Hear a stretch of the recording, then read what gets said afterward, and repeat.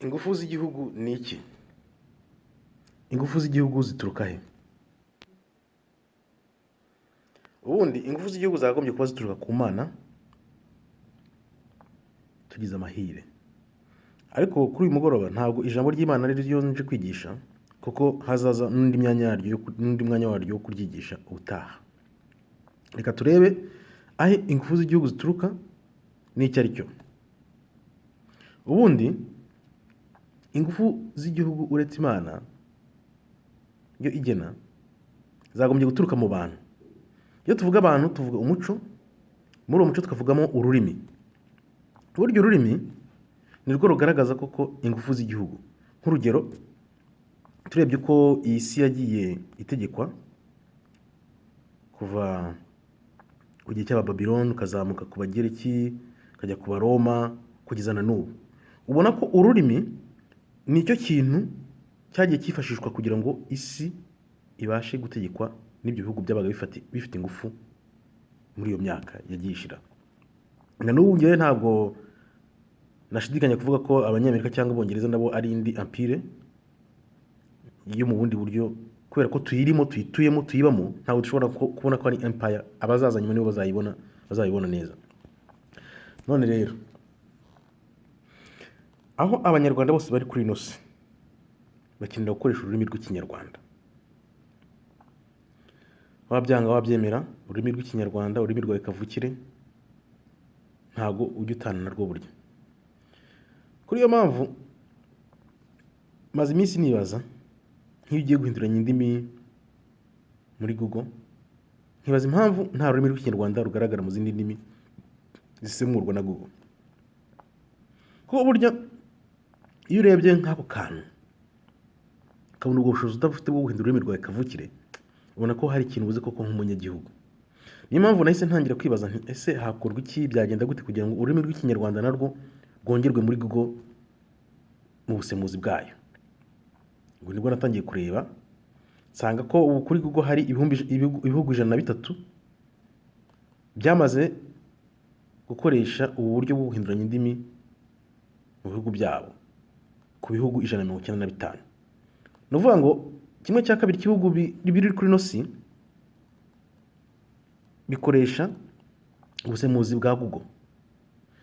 Bivuze ngo nk'igihugu cyacu, igihugu cy'abaturanyi, ibindi bihugu byose byinshi byo muri Afurika, ubona ko ntabwo bushobozi bifite. Ariko harimo inyungu zo kugira ubu bushobozi bwo guhindura ururimi rwawe mu zindi ndimi z'amahanga bikoroheye, utagombye kunyura mu zindi ndimi. Tuvuge wenda nk'uvuga Igifaransa n'Icyongereza akanyura muri zimwe muri izo, uvuga 3, uvuga 4, ahinduranya indimi nk'uko kugira ngo abone kubona uko yabona amagambo ashaka gukoresha. Hakorwa iki rero? Ese harimo n'izihe nyungu ku banyagihugu? Icyakorwa cya mbere ni ukwegera ubuyobozi bwa Google bubishinzwe, yaba ari headquarter cyangwa se no mu karere, ukabashakisha, ukabandikira, cyangwa se mukabatumira n'abayobozi ba Google bakaba babatumira mu gihugu nka minisiteri zibishinzwe, zikajya zigirana amasezerano cyangwa na contact n'abo bantu babishinzwe muri Google, bakabareba, bakabatumira, bakababwira nabo inyungu zirimo. Kuko abantu b'Abanyarwanda bakoresha internet ubu ngubu ndibaza bamaze kuba benshi cyane, baruta abo muri Hawaii.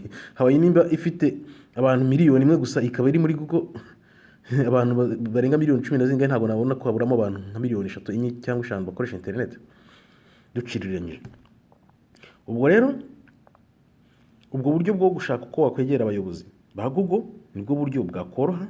Ushobora kubandikira, ushobora gushaka contact zabo ukabandikira, hari uburyo bwinshi cyane bwakorwamo umuntu afite ubushake bwo kubashaka kabisa. Inyungu rero irimo muri ibi ngibi byo kuba wabona uburyo bwo guhindura ururimi rwawe mu Kinyarwanda, icya mbere cyo bizasaba abantu benshi bazifashishwa kugira ngo ururimi rw'Ikinyarwanda ruhindurwe mu zindi ndimi. Bivuze ngo hazabonekamo abantu bazabona akazi, nubwo bwose kazaba ari igihe gito, ariko wenda imyaka 2, imyaka 3 yo gukora ubwo bushobozi ni igihe kirekire. Abantu babaye bafite akazi, badafite akazi ubu ngubu, abashomeri babaye babonye akazi k'imyaka 2, 3, baba bashaka n'ingamba z'ahandi h'ejo hazaza.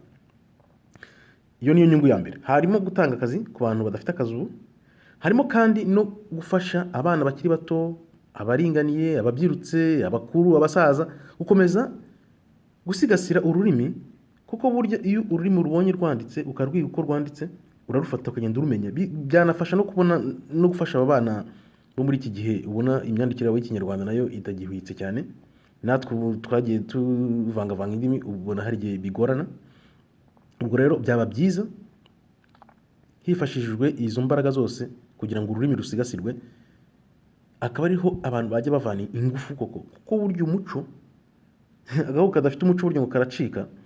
Niyo mpamvu ubona abantu bizirika ku mateka yabo, bakizirika ku rurimi rwabo, ukabona ko abantu barakunda igihugu cyabo, ukabona ko abantu kuko bafite gushyira igihugu cyabo imbere, bitanyuze mu bundi buryo, ariko binyuze mu buryo buto nk'ubu ngubu bwo gusigasira ururimi, bwo gukunda igihugu cyawe, ukumva ko nacyo cyajya ku ikarita y'isi.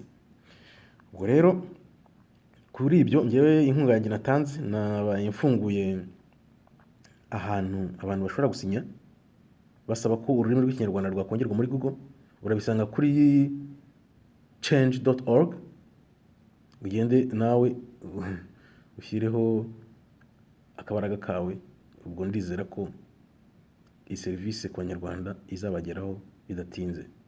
Mukomere kandi Imana ibarinde, mwegere Imana kuko ari ishobora byose. Amen.